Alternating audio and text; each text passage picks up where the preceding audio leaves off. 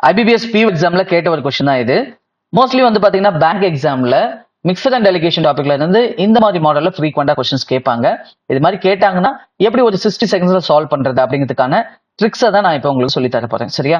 நான் மொதல் கொஸ்டின் உங்களுக்கு எக்ஸ்பிளைன் பண்ணிடுறேன். அதுக்கப்புறம் எப்படி சால்வ் பண்றது அப்படிங்கிறத பார்ப்போம். நான் கொஸ்டினை படிக்கிறேன், கவனிங்க.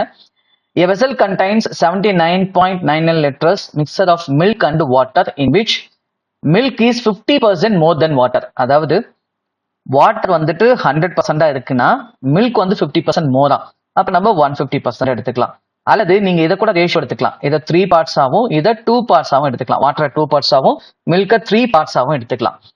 அடுத்து பாருங்க, 20.03 liters of mixture is taken out.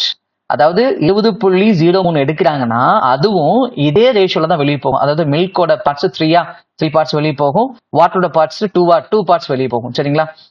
அடுத்து என்ன சொல்றாங்க பாருங்க, and 59.99 liters mixture of milk and water mixed in the remaining mixture into the vessel. சரியா? மில்க்கும் வாட்டரும் நம்ம திரும்பவும் 59.99 ஆட் பண்றோம் அப்படின்னா, if in the resultant mixture the milk become 2 times ஆச்சாம் of the water, then find approximate quantity. approximate அப்படிங்கிற போது ரொம்ப முக்கியம். சரிங்களா?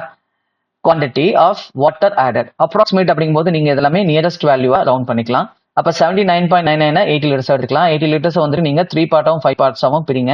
இப்போ மொத்தமா 5 பார்ட்ஸ் அப்படின்னா உங்களுக்கு 80 5 பார்ட்ஸா பிரிச்சிங்க அப்படின்னா 1 பார்ட் வந்துட்டு 16 லிட்டர்ஸ் வரும். அப்போ 3 பார்ட் ஆஃப் மில்க் என்ன வரும்னா 16 × 3 48 லிட்டர்ஸ் வரும்.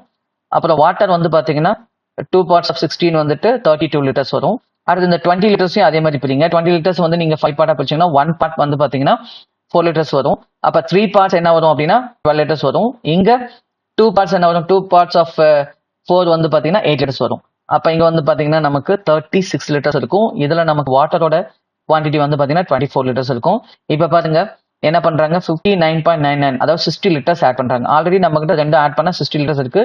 இப்ப ஃபர்தர் 60 ஆட் பண்ணா 120 லிட்டர்ஸ் இருக்கும். 120 இருக்கும்போது இப்ப பாருங்க இதுல என்ன சொல்றாங்க பாருங்க, மில்க் வந்துட்டு 2 பார்ட்ஸ் இருக்கான். அப்ப வாட்டர் வந்து 1 பார்ட், மொத்தம் 3 பார்ட். அப்ப 120வும் நீங்க 3 பார்ட்டா பிரிச்சிங்க அப்படின்னா 1 பார்ட் வந்துட்டு 40 லிட்டர்ஸ் வரும்.